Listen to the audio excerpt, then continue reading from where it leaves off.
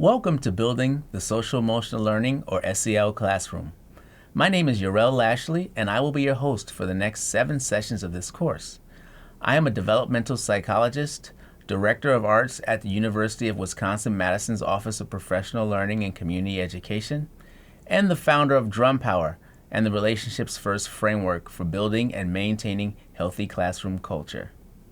As you probably know, social emotional learning is most simply equipping ourselves to be whole people who have a healthy, functional awareness of ourselves and healthy connections to others that allow us to make positive contributions to our communities, as well as have power over our own lives. It's really what many of us agree all education should do. I'll start by sharing a little about what this work has revealed to me. In 2001, while working as a professional percussionist in New York City, I founded Drum Power, a youth program that I taught in public schools and community centers all over the city, which used learning West African, Afro-Cuban, and Afro-Brazilian drumming to practice social emotional learning, and more specifically, discipline, community, and leadership. To date, more than 3,900 students have come through Drum Power in New York City, Madison, Wisconsin, and Denver, Colorado. However, prior to 2015, I had tons of anecdotal accounts of the impact and gains in musical and SEL skills from students and parents, but no data or methodology for analyzing the outcomes that students were achieving or not achieving. This motivated PhD work and a study where I used qualitative methods that were actually student interviews conducted by an impartial research assistant to give meaning to some quantitative survey data on drumming and SEL skill growth over time.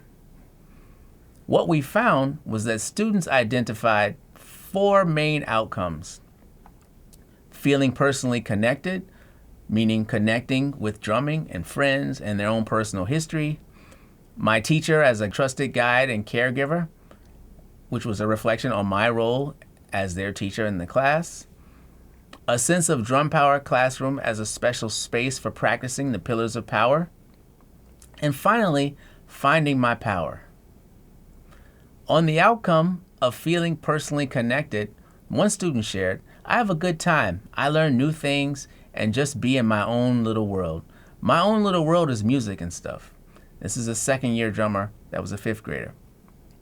On the outcome of my teacher as a trusted guide and caregiver, one 10th grade drummer who'd been playing for about 7 years shared, "When I first joined the drum class, I felt pretty nervous. It was a new thing, and there were a lot of people in there, and Mr. Lashley has an interesting teaching style." Interesting, he said. "He's a great teacher, but very different than more traditional teachers. He's very focused on discipline, and he pushes people. He doesn't let people stay down. He constantly pushes for them to be able to go farther, and he makes them think that they can go farther. He tells people that they can, and he helps them to do that." Finally, about this experience of finding my own power, a 3rd-year drummer in 5th grade said, "I learned that I can do something even though it's hard. I learned kind of to be yourself. I used to think I needed to be more cool to fit in with my older brother, and so Mr. Lashley just taught me to just try your best, but to do it your own way." And a 5th grader in her first year of drumming shared, "I learned that I should not doubt myself. The most important thing I learned is probably that you should not give up and to keep trying. If you are doing drumming and you just get something wrong and you just say, 'Oh, I can't do that,' then you're never going to learn it." This girl, Samia, does the breaks, which means she leads the drums playing instructions with her drum. And she's really good at it, but sometimes she messes up. But she keeps trying, and she doesn't just say, "Oh, I can't do this," but she keeps going. And I learned from watching her that I should do that. When one sets out to support young people, you're often not sure if the work you are doing is having the impact you hope. And this is definitely the case in teaching. However, I have to admit that the teacher in me was very happy to hear from students themselves that the experiences and the environment for applied learning was leading them down a path that they valued. I also see the 4 themes of personal connection, the teacher as a trusted guide and caregiver, the classroom as a special place to practice the pillars and SEL, and finding their power as solid goals for our schools and classrooms to target as we integrate in SEL. Thus, in this course, we will help you design the key elements to transform or further develop your classroom into a community of practice where SEL skills and academic skills are fully integrated. And UW faculty and national experts will share proven practices that you can incorporate into your teaching plans and systems.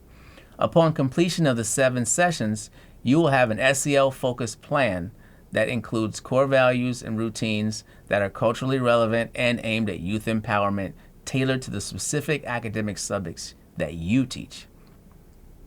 Each module of this course will present and explore core ideas and key questions with faculty and national experts, and include readings, reflections, and implementation activities. The implementation activities will be the source of your unique SEL classroom plan. And some modules will also have short survey questions that will provide us feedback about the course so that we can use your ideas to shape our SEL work and future courses. Since the goal of good SEL and the goal of all school-based learning is to equip and support students in becoming powerful community members and individuals, youth empowerment is an important focus of this course. Choosing and setting goals, for example, is an important social-emotional learning skill that we should give students opportunities to build through practice. It is also a path to equity, because the reality that some folks lack agency in their own lives, as we have seen illuminated by global efforts to fight for Black lives, for example, exists as an inability to set and achieve goals due to both systemic oppression, but also as a result of the ways that oppression provides fewer opportunities to develop and use those skills. Thus, we educators have important roles to play in facilitating our students' access to the power and agency they need. Building and maintaining a transformative social-emotional skill-based classroom is to stay in a reflection-driven process toward youth empowerment, the pillars of our framework. Thanks so much for joining us in this work, and we look forward to learning more about you as the course progresses.